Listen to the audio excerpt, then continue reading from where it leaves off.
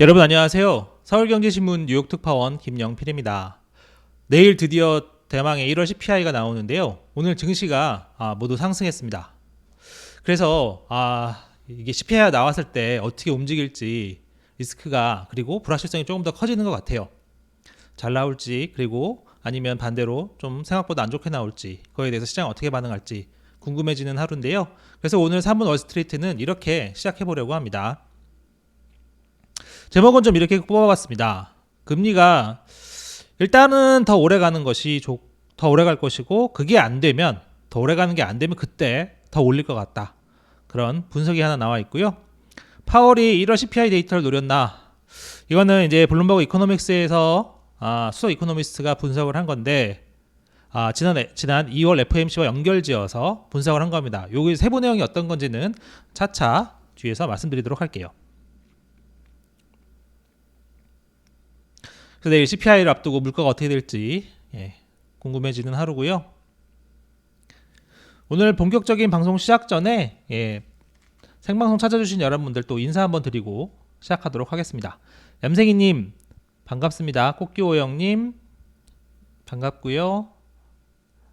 유목민님 감사합니다. 라멘트님 감사하고요. 내맘심쿵님 왈드님 신영기님 이시대 막내님 흰님, 천사 루시퍼님, 럭키림님 모두 감사합니다. 매일 찾아주시는 분들 항상 개근해 주셔서 정말 감사합니다. 오늘 방송 시작해 보도록 할게요. 오늘 이제 그 CPI 발표 하루를 앞두고 나스닥이 1.48%, S&P, 다우 모두 1% 넘게 올랐습니다.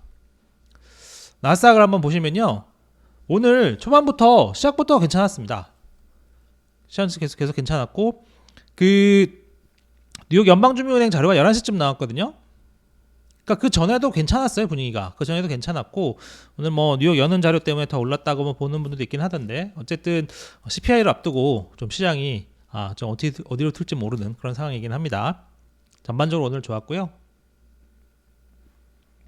오늘 대신 이제 그 국채금리 이들이 좀 청약이 많이 오르고 있어요. 그래서 2년물도 많이 올랐고 6개월도 이제 5.5% 가까이 이제 가고 있거든요. 그래서 이제 국채금리가 계속 오르고 있다는 특히 단기 국채금리가 더 빠르게 많이 오르고 있다는 점, 이 부분 계속 같이 한번 보셔야 됩니다. 증시 오르는 것만 보실 게 아니라 이 국채금리 오르는 거, 이 부분 항상 염두에 두시면 좋을 것 같고요. 오늘 뉴욕 연방준비은행 인플레 기대는 큰 틀에서 그냥 표현이 어떡할지 모르는데 쏘쏘 적절 적당 크게 시장에 영향을 안 줄 정도, 그 정도로 나왔던 것 같아요. 근데 이제 가계 수입 전망치가 좀 많이 감소했다는 점, 그 부분을 좀 좋게 해석하는 경우가 좀 있었습니다. 그리고 미국이 오늘 또 네 번째 미확인 비행 물체 UFO죠. UFO를 격추했다. 그리고 이제 중국은 그에 앞서서 작년 초부터 미국이 10개 이상의 풍선을 보냈다고 얘기했고 미국 정부는 사실이 아니다. 그리고 또 이제 두 나라 이제 관리들도 만나기로 했어요. 그래서 좀 문제를 좀 풀어보도록 하려고 하는 것 같은데 문제를 푼다고 하더라도 기술 수출 금지, 특히 풍선 관련해서는 그거는 지속하지 않을까 그렇게 생각을 해봅니다. 그래서 오늘 이제 그 내일 나올 CPI 전반적인 내용들 한 번씩 살펴보도록 하겠습니다. 먼저 이제 이날 나온 뉴욕 연방준비은행 자료부터 같이 한번 볼게요. 시장에서 이제 사실 인플레이션 기대가 사실은 그동안 뉴욕 여는 자리에서 보통 이제 관심들이 조금 더 많긴 한데 오늘은 이제 인플레이션 기대는 그냥 숫자가 그냥 고만고만하게 나와서 그 이제 가계 수입 증가율 예상치 이게 조금 급감했다. 이걸 조금 더 월가에서 좀 관심을 좀 보인 것 같아요. 이제 1년에 그러니까 1월 기준 이게 이번 자료가 1월 자료거든요. 1월 기준 1년 뒤에 가계 수입 증가율 예상치가 3.3%로 지난해보다 1.3% 포인트나 급감했다. 거의 10년 만이다. 가계 수입의 대부분이 이제 사실은 그 급여를 받는 거를 테니까 이 얘기는 결국 임금이 많이 줄어들 거라고 생각하는 거다. 그렇게 해석이 나왔고 그것 때문에 좀 더 올랐다. 그렇게 보는 분들도 있었어요. 근데 그것만으로는 오늘 상승세를 다 설명할 수는 없는 것 같고요. 이렇게 보는 분들이 일단 있었다. 그리고 이제 인플레 기대는 여기 이제 파란색 선을 보시면 되거든요. 이게 이제 1년 인플레 기대인데 1년 인플레 기대는 지난해 12월이 5%였는데 이번에도 5%였습니다. 그래서 단기 인플레 기대. 그때 미시간대는 단기 인플레 기대 1년 인플레 기대가 좀 올랐었잖아요. 근데 이제 뉴욕은 오르진 않았다. 똑같았다. 그래서 뭐 그러니까 뭐 엄청 좋은 것도 아니지만 너무 나쁘지는 않은 거다. 뭐 이렇게 좀 해석이 가능하겠죠. 큰 틀에서 보면 이 파란색 선을 보시면 아시겠지만 예, 뭐 하락 전체적으로는 큰 틀에는 좀 하락하고 있다. 그거는 좀 보이는 거고요. 근데 이제 그 1월에 좀 이제 항목별로 보면 휘발유값 상승 전망치가 좀 많이 올랐습니다. 1월에 그 휘발유값 좀 많이 올랐었잖아요. 그것 때문에 그게 이제 기대치에도 영향을 좀 준 것 같아요. 그리고 이제 음식도 더 올랐다. 요 두 부분은 사실 이제 헤드라인 인플레에 영향을 주는 부분들이잖아요. 그러니까 이제 시민들도 인플레가 좀 다시 올라갈 수 있는 부분이 생각하는 부분은 분명히 있다. 이게 사실은 인플레 요인이 뭐 물가가 여러 가지 항목이 있잖아요. 뭐 사과도 있고 오렌지도 있고 그런데 뭐 오렌지는 절반을 떨어졌지만 사과는 더 많이 올라서 결국 평균은 같을 수도 있고 이렇게 되기 때문에 품목별로 잘 보셔야 됩니다. 그냥 평균이 똑같다고 해서 똑같구나 인플레 물가 상승 똑같구나 이렇게 볼 게 아니라 항목별로도 다 다르기 때문에 그걸 조금 더 분해해서 볼 필요가 있고 제가 이제 항상 3월 월스트리트에서는 그걸 좀 가급적이면 최대한 분해해서 말씀드리려고 하고 있죠. 그래서 이제 오늘 모하메드 엘리언이 이런 얘기를 했습니다. 시장이 이제 디스인플레이션은 물가 상승률이 하락하는 겁니다. 그러니까 뭐 다들 아시겠지만 혹시나 해서 설명드리면 디스인플레는 예를 들면 1월 달에 5% 올랐다는 게 2월 달에 3% 오르면 이게 디스인플레이션이에요. 상승률이 5에서 3%로 줄었잖아요. 근데 그럼에도 여전히 상승하고 있죠. 그러니까 이제 이런 거는 디스인플레이션이라고 합니다. 반면 디플레이션은 마이너스를 뜻해요. 마이너스 1%, 마이너스 2%. 이거를 디플레이션이라고 합니다. 두 개를 좀 구분해서 보실 필요가 있고요. 일단 파월이 얘기하는 건 디스인플레이션입니다. 상승률이 둔화하는 거죠. 그래서 어쨌든 엘 에리언이 얘기한 거는 디스인플레이션이 생각보다 복잡하다는 거. 이게 말처럼 이제 상품은 항상 다 떨어질 것 같고 렌트는 뭐 하반기 가면 떨어질 것 같고 그랬지만 이게 생각보다 좀 복잡하구나. 왜냐? 중고차 같은 일부 상품은 지금 디스인플레의 주의가 역전됐다. 그렇죠. 제가 전해드렸었죠. 중고차 가격 1월에 올랐다는 거 전월 대비. 그러니까 이제 이런 부분 많이 올랐다는 거 그런 부분들. 그러니까 이제 생각보다 디스인플레이션도 상품 부분도 이게 만만치는 않구나. 그런 생각을 할 수 있다. 불확실성이 커지고 있다. 그리고 서비스 분야의 디스인플레이션은 매우 오랫동안 나타나지 않을 것이다. For a very long time. 이유는 노동시장 때문이죠. 1월에 뭐 일자리 증가가 51만 7천 개인데 쉽지 않겠죠. 그러면서 이제 엘 에리언도 단기 국채 금리가 좀 많이 오르고 있다. 이걸 좀 걱정을 했어요. 같이 한번 보실 필요가 있고 내일 CPI 나올 때 상품 분야 당연히 서비스 초근원 서비스 슈퍼코어 서비스 물가 이걸 이제 간접 추정할 수 있는 거죠. CPI에서는 직접 볼 수는 없지만 간접 추정할 수 있는 부분 그걸 간접 추정이 또 내일 나올 거예요 아마. 여러 군데에서 설명 분석을 할 테니까 그 간접 추정이 어느 정도 되는지 그걸 또 한번 봐야 되지만 상품 분야도 디스인플레가 좀 정말로 계속 이게 파월이 얘기한 것처럼 꾸준히 계속 쭉 가는 건지 그걸 한번 볼 필요가 있겠다. 이런 부분들이 사실 내일 증시나 시장 방향에 영향을 주겠죠. 물론 이제 헤드라인 수치, 뭐 전월 대비 수치, 근원 수치 뭐 다 뭐 의미 있고 잘 봐야 합니다만 이런 쪽에서 보는 부분들 이런 것들이 좀 중요하겠습니다. 그래서 이제 블룸버그 통신 집계치를 보면 계속 유지되고 있어요. 블룸버그 통신에는요. 크게 변하지 않습니다. 전월 대비 0.5, 전년 대비 6.2. 그리고 근원도 전월 대비 0.4, 전년 대비 5.5. 0.4, 0.5 이게 절대로 작은 수치가 아닙니다, 여러분들. 그러니까 이제 이런 숫자가 나왔을 때 어떻게 반응할지 상품은 다시 정리해드리면 전체적으로 그런 총 숫자, 헤드라인 숫자 전년 전월, 근원, 전년 전월 이걸 한번 봐야 되고 세부적으로는 슈퍼코어 서비스 물가 직접적으로 나오지는 않지만 추정할 수 있는 부분 슈퍼코어 서비스가 어떻게 되는지 그 다음에 상품의 디스인플레는 어떻게 되는 건지 이런 부분들을 다 같이 볼 필요가 있겠다 그런 얘기를 하고 있는 겁니다. 그래서 1월 CPI가 생각보다 좀 안 좋은 소식 몇 개 나올 수 있다. 이런 분위기가 오늘 전반적으로 분위기를 보면 약간 이런 분위기예요. 좀 안 좋을 수 있다. 생각보다 핫할 수 있다. 이런 걱정들 좀 있는 것 같습니다. 그건 뭐 제가 지난주 말부터 전해드렸었는데 실제로 오늘 분위기가 좀 더 그렇게 갔다는 거. 그리고 뭐 이건 참고 삼아 일부 가중치 조정, 뭐 임대료 부분 조금 더 올라가고, 뭐 중고차 트럭 좀 상대적으로 줄어들고 이런 게 있는데 이것 때문에 뭐 사실 영향을 좀 주겠지만 전체적인 큰 트렌드를 바꿀 정도 그건 아니죠, 당연히. 그러니까 어쨌든 참고만 하시면 될 것 같고, 마크 잔디가 1월 CPI가 뜨겁게 나오더라도 전혀 놀랍지 않다, 이런 얘기 하기도 했었습니다. 그래서 이제 상품 얘기 조금 더 전해드리면, CT 같은 곳들은 올해 상품 물가가 1.6% 상승할 수 있다. 사실은 그 상품 물가는 상당 부분 지금 디플레이션 요인으로 작용하고 있습니다. 디플레이션은 이제 마이너스라는 얘기잖아요. 그래서 그러니까 한쪽 부분에서 마이너스가 되면 전체의 그 숫자를 갉아먹을 테니까 디플레이션에서 좋은 역할을 하고 있는데, 이게 올해 같은 경우에는 예를 들면은 중국의 뭐 경제활동 재개 뭐 이런 것들이 뭐 잘 되고 하면, 그리고 미국이 생각보다 경기가 안 나쁘고 소비가 어느 정도 받쳐주고 이렇게 되면 상품 물가가 어느 정도 유지될 수 있다. 그렇게 되면 총 숫자 유지되겠죠. 그리고 이제 물류센터, 뭐 창고 이용료 이런 것들이 좀 크게 오르고 있다는 점. 이게 아무래도 뭐 그 최근에 금리가 많이 올라서 생규 시설 짓는 거 이런 것들이 좀 부족하다고 합니다. 아무래도 건설이니까 물류 창고 짓는 거 이런 거 다 뭐 건설 투자 뭐 이런 거니까요. 이게 좀 부족하겠는데다가 일부 뭐 작년에 재고 문제도 좀 있었잖아요. 그래서 이제 공간이 부족해서 이용료가 많이 오르고 있다는데, 결국 이 이용료가 오르면 결국 소비자한테도 전가가 될 수 있기 때문에 그런 뭐 걱정 요인들이 있다. 이런 공급망 부분에서 인플레이션 요인이 있다는 지적도 오늘 있었습니다. 그리고 이것도 제가 계속 전해드리지만 오늘 보니까 수치가 또 2.0까지 올라왔어요. 1월 소매 판매 얘기거든요. 자동차를 빼도 0.9까지 올라옵니다. 그래서 견고한 소비는 인플레 압력 지속, 견고한 소비는 연착륙 확률을 높여주지만 똑같이 인플레 압력 지속한다는 그런 양면의 양날의 검이라는 거 이제는 다들 아실 텐데, 그래서 이제 이런 부분들 고민하면 1월 CPI는 경제활동이 증가하면서 인플레이션 압력이 높아지고 있음을 보여줄 수 있다.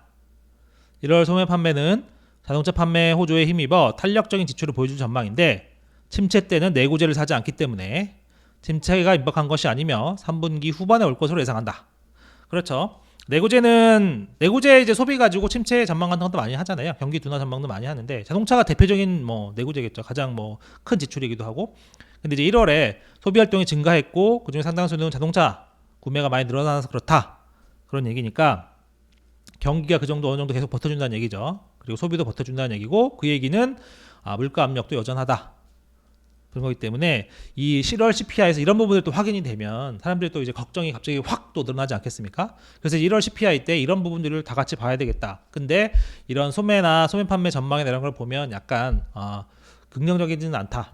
물론 내일 실제 숫자를 봐야 하겠습니다만 오늘 기준으로 볼 때는 좀 긍정적이지는 않다. 그런 예측들이 있다는 점이거든요. 근데 이게 요 얘기를 이제 애나왕이라고 제가 좀 자주 인용하는 분 중에 하나인데, 그 블럼버그 이코노미 수석 이코노미스트예요. 이분이 연준 출신이거든요. 그래서 시장을 잘 보기도 하고 맥을 잘 짚기도 해서 제가 잘 항상 기사에 나오거나 다른 데 이제 보고서 볼 때 제가 눈여겨보는데, 오늘 이런 얘기를 하나 했습니다. 좀 재밌는 얘기인데, 이 얘기는 결국 1월 소매 판매도 강하고 1월 인플레이션도 생각보다 강할 수 있다, 이런 생각을 하고 있는 거죠. 그래서 돌이켜보면 2월 FOMC 때 금융시장 완화에 대해서 파월이 뭐라고 하지 않았죠. 반대하지 않았죠. 금융시장만 완화, 뭐 내 알 바 아님, 뭐 이런 식으로 얘기했잖아요. 뭐 1년치로 보면 많이 둔화했고 그거 뭐 완전 돈케어 이런 식으로 답변을 했죠.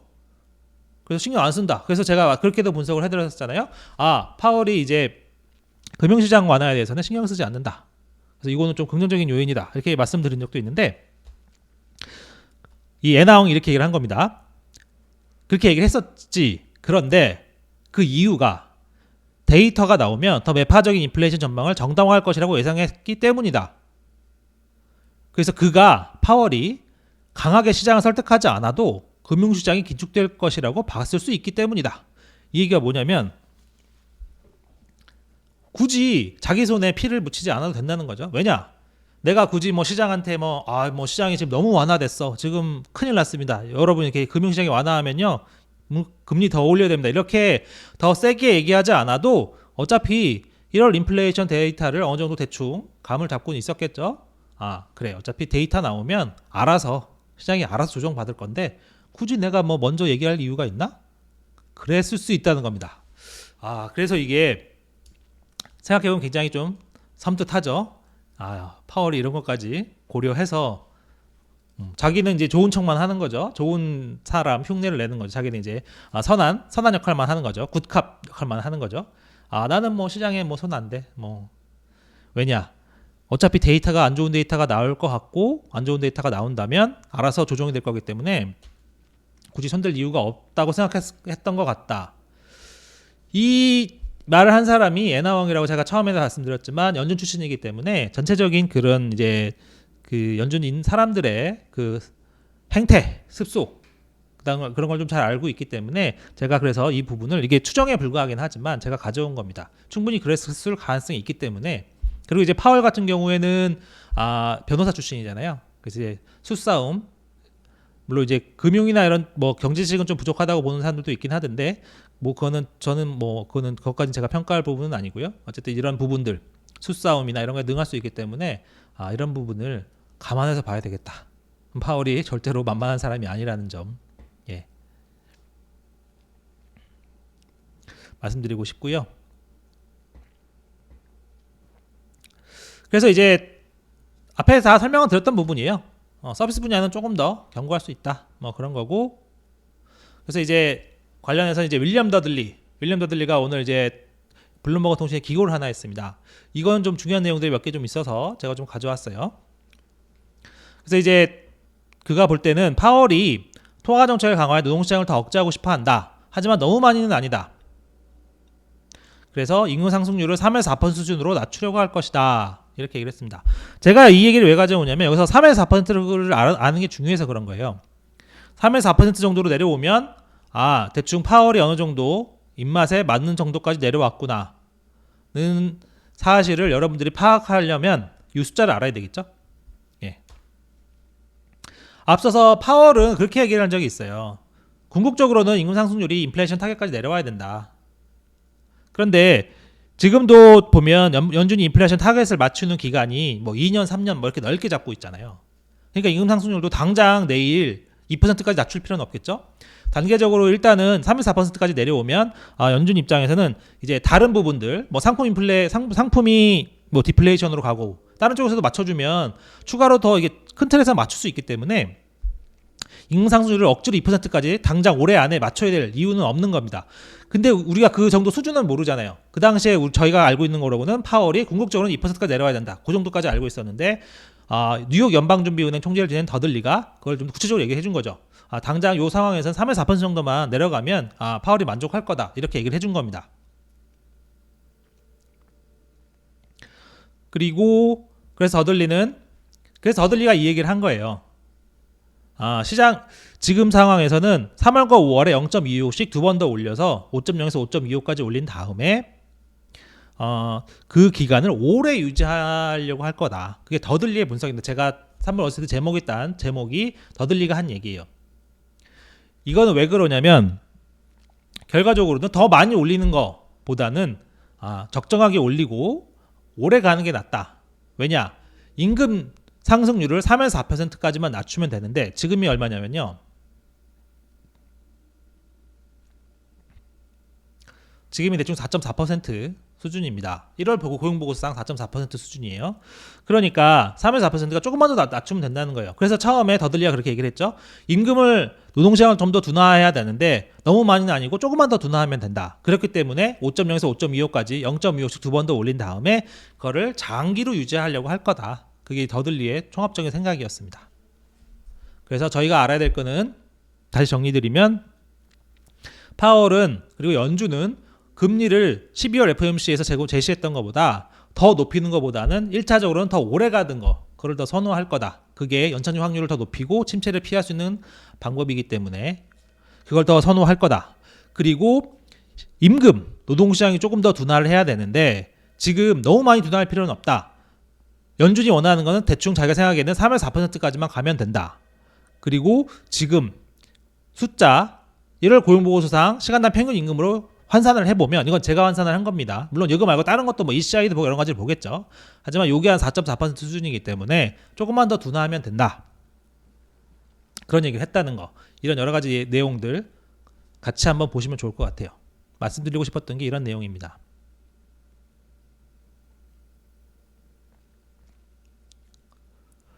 어쨌든 이것도 이제 좀 함정이라 할까요? 함정은 하나 있습니다. 더들리의 말이 맞고 연준의 말이 맞으려면 나머지가 다 잘 굴러가야 돼요.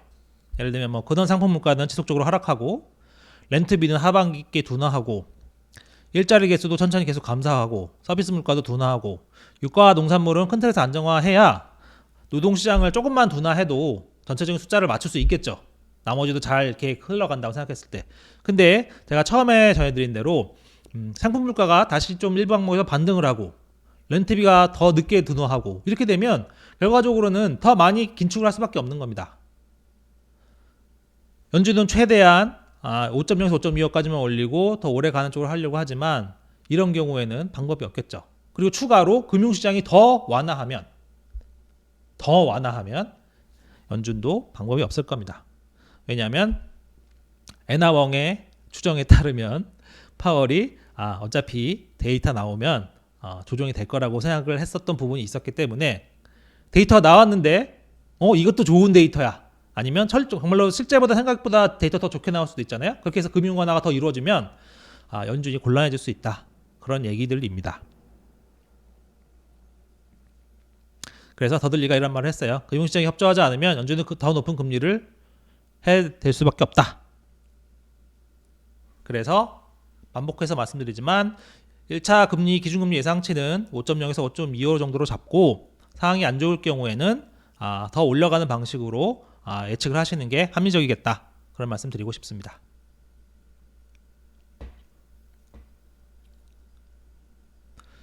그래서 이게 윌리엄 더들리의 오늘 기고입니다.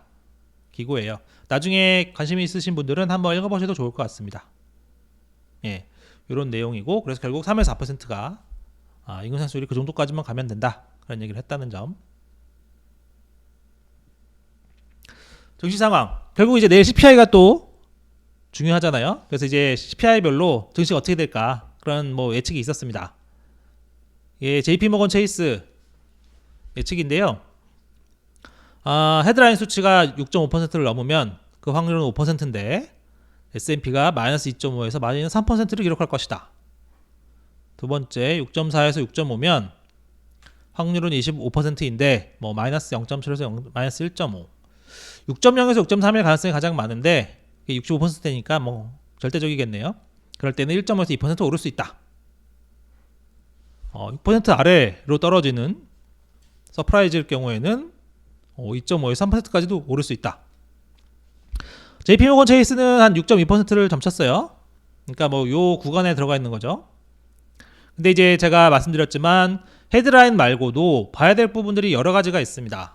예, 뭐 근원도 있을 테고 전월 대비 수치도 중요하고요.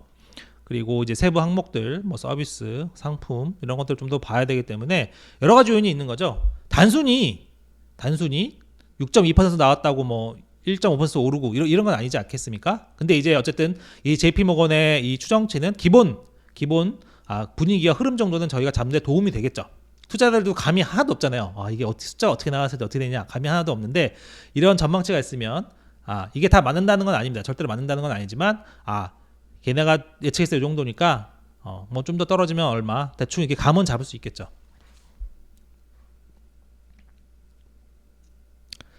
그래서 JP모건도 이런 얘기를 했어요. 과거보다 느린 둔화 속도에 투자자들이 관심을 돌리게 되면 상승폭을 많이 지울 거다 라는 얘기도 했고 모건 스탠리는 말씀드렸지만 제가 말씀드린 대로 전월 대비를 더 중시합니다. 전월 대비. 이게 뭐 올해 들어서는 또 기저효과 이런 것 부분도 있기 때문에 이제 전월 대비 더 중시하고요. 여기는 이제 0.4% 상승. 블룸버그 통신의 중앙값은 0.5%인데 모건 스탠리는 어쨌든 0.4% 상승을 점친다. 0.2면 뭐 좀 많이 오를 수 있겠으나 0.6%가 나오면 어려움을 면치 못할 것이다. 예, 인플레이션 수혜주도 어려울 것이다. 그렇게 얘기를 했어요.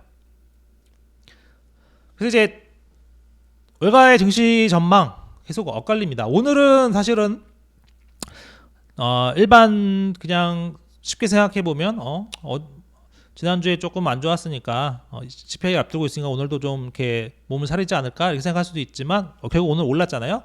그래서 어쨌든 모건 스탠리에서는 이제 계속 뭐 베어리시하게 보니까요. 최근의 랠리는 유동성 그리고 쇼 커버링 때문이기 때문에 베어마켓 랠리에 불과하다. 조심해야 된다는 얘기죠. 마이클 리스는 뭐 항상 하도 그런 얘기를 많이 했으니까요. 그래서 이제 시장이 현실을 받아들이기를 거부하고 있다. 이렇게 얘기했고 곧 이제 셀링이 쏟아질 수 있다 이렇게 얘기를 했습니다. 그리고 이제 기술적 분석하시는 분들 뭐 BTIG 이분도 많이 나오는 분인데 이분은 뭐 이렇게 했습니다. 뭐 최근에 뭐 이제 상승세가 뭐 거짓 탈출이할 수 있었다. 이 역시 결국은 다시 좀 더 하락할 수 있는 부분이 있다 이런 얘기고요. 골드만삭스는 기본적으로 계속 연착륙을 더 높게 보고 있는 회사죠. 물론 이제 계열사마다 그리고 그 사람마다 다 다를 수 있습니다.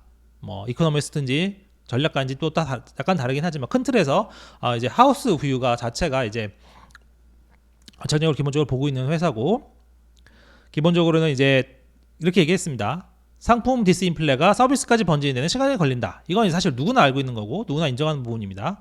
내일도 그런 부분이 어느 정도 드러날 수 있겠죠. 그리고 그걸 알고 있지만 우리는 중국 재개장 같은 촉매적 요소를 보고 있다. 그래서 시장의 랠리가 몇 달간 더 갈 수 있다.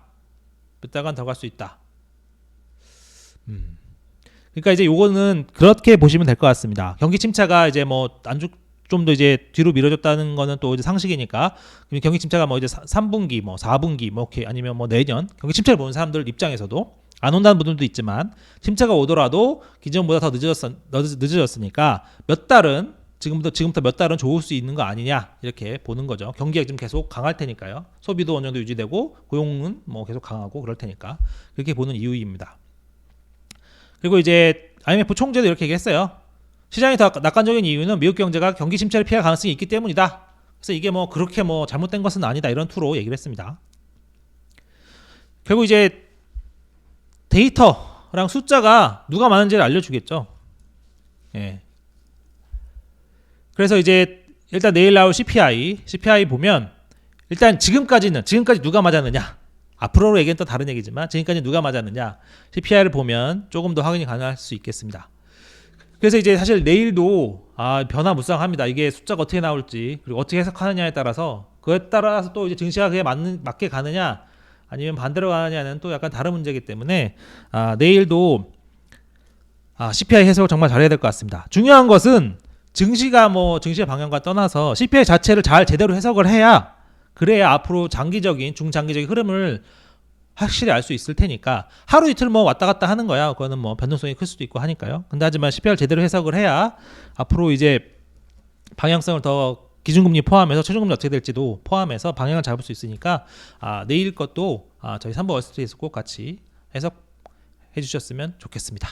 제가 준비한 그 방송은 여기까지고요. 지금부터는 Q&A 시작하도록 하겠습니다.